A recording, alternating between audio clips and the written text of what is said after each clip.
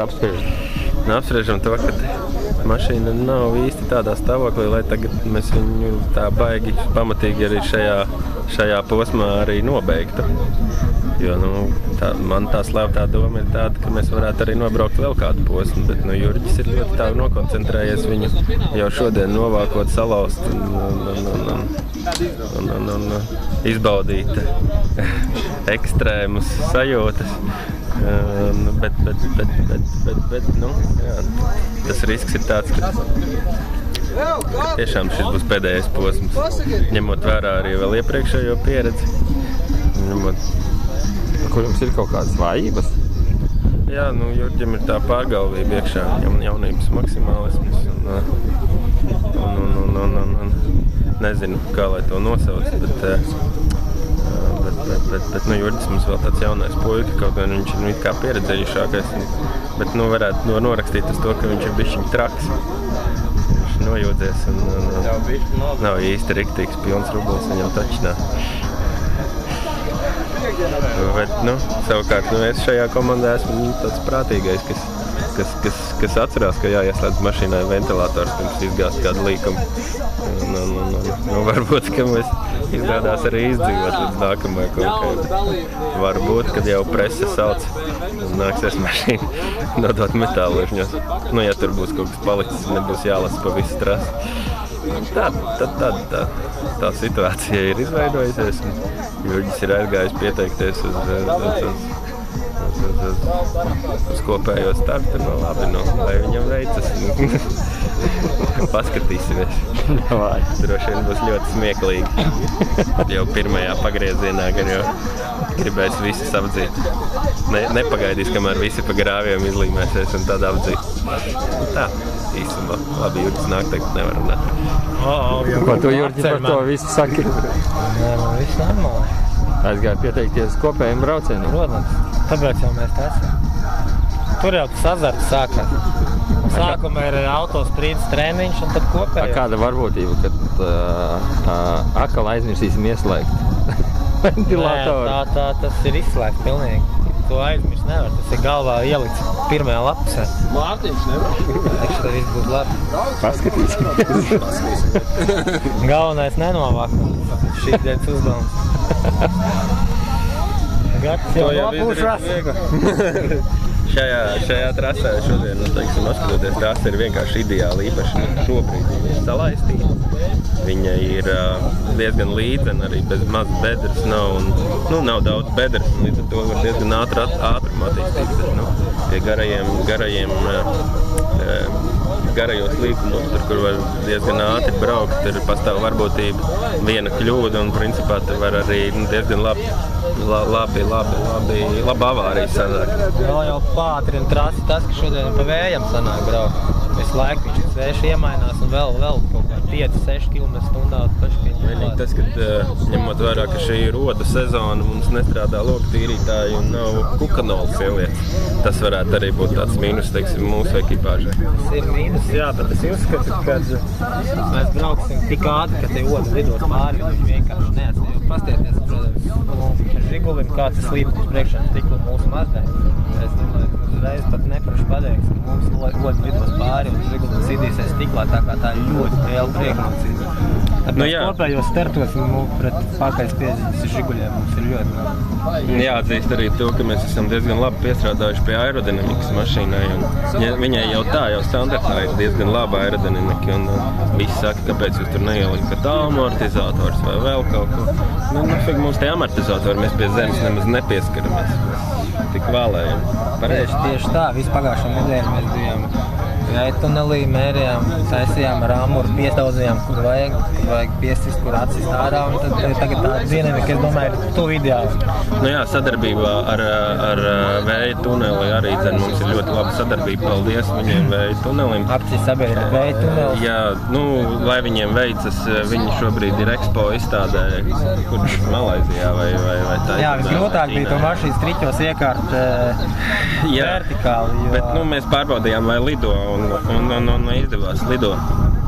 Viņa lido un nu, ir daži vēl uzlabojumi tādi, ka mēs esam izņēmuši arī izņēmuši labo pagriezienu rādītāju ārā. Nu, tieši pēc vēja tuneļu eksperimentiem mēs sapratām, ka tieši viņš ir tas varbūt nu, tā nedaudz nepilnīgā konstrukcija, kas ir nākusi no Milšu graudiņu uz mehānismā 5. ritens, 3. laulātajā dzīve. Nu, sauc kā gribi, bet viņš bija jāizmēr. Jābans, balbans. Tā. Vai kāda dzels gabala, jā? Sākumā atmest. Nu, Jurģīt, vai var šito sataisīt? Var sataisīt.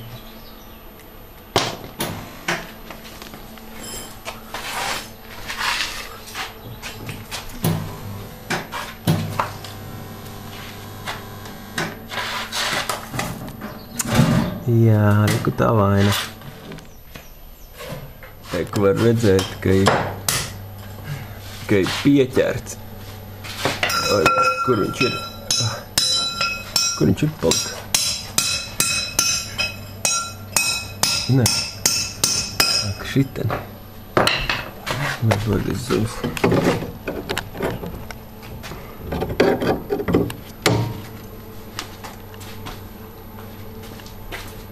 Nu, fokusējies. Nu. Autofokus, nu.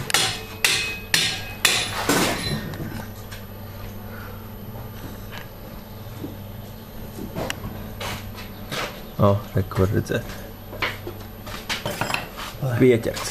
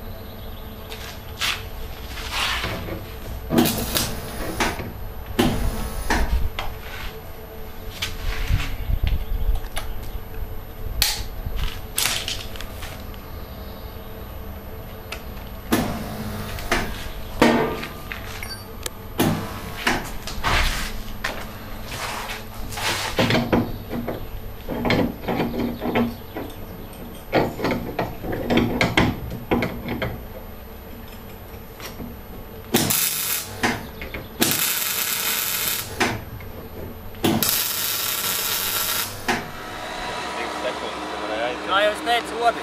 Visi izšķīja rodi. Džetai viņa apsēs visu mašīnu ar rodiem asinīs. Traucē, man viņa lidos mūki pāri, un krāti var sarkana rodi jau baidās. Vinēja. It kā ir dzirdēts arī, kad tā knišļu sezona ne tikai iedarbojās negatīvi uz mājlopiem, viņus nāvīgi nodzaļot, bet arī uz tehniku. Bet mūsu gadījumā, kā redzat, pilns radiators var būt, mums ir panna priekšā. Mēs esam sagatavojušies, varētu teikt tā. Šodien nav mūsu labākie spēki. Tāds sniegs tev bija gaidāms, tie odi. Es teicu, odi ir galvenais. Mūsu tehniskā parka direktors Peķika redz, ka nevarēja ierasties, jo viņam, viņi rūpējās par ģimenes pieaugumu. Un kurš ir Peķika? Mūsu tehniskais direktors.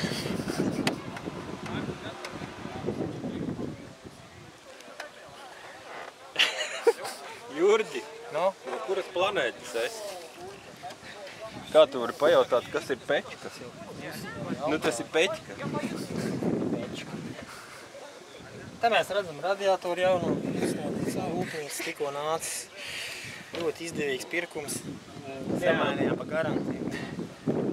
Ja mēs paskatāmies uz citiem aparātiem, tad var saprast. Nu tā nopietni pavisam runājot. Radiators tas ir viena no lielākām priekšrocībām šajās gonkās. Nav jau svarīgi, kurš te nobrauc pirmajā braucienā, svarīgi, lai te nobraukt vismaz 2 braucienus. Izskatās, ka ne visiem tas Peķka mums novēlēja laimīgu ceļu. Izskatās, ka viņš nes laimi.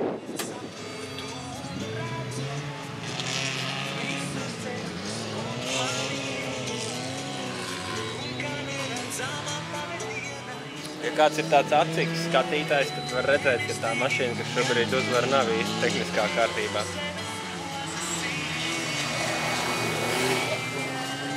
Viņi iet šķērs.